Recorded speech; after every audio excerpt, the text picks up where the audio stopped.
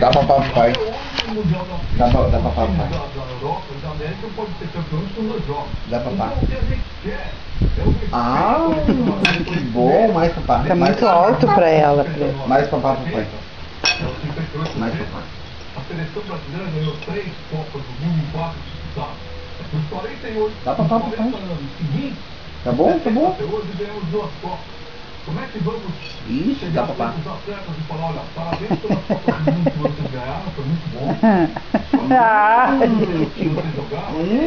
Que bom. Valida como título brasileiro, vocês ganharam troféus e faixas. Não, com garfo, faz com garfo. Não está reconhecido. Aí você vai falar com o Pelé e com o São. Vamos botar os internautas nessa discussão, porque a gente pediu para o internauta enviar perguntas, participar também desse debate. Vou pedir para você então uma pergunta do Marco Antônio de Campinas, pergunta como ficariam os recordes das estatísticas a partir de 71. Tá bom, dá pra papai. Antes da CBF. Você incorpora esses números Dá pra papai. e vamos colaborar com a CBF para que essa história seja atualizar tudo isso.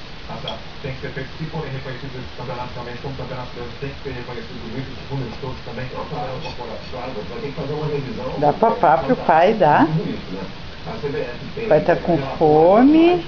Livros de relatórios anuais, esses relatórios ela esclarece ali, não sei se você já teve a oportunidade de ver esses livros de relatórios anuais, mas é uma coisa assim, pelo menos a relação dos jogadores que foram No do meio? que ela promovia. Nós vamos ter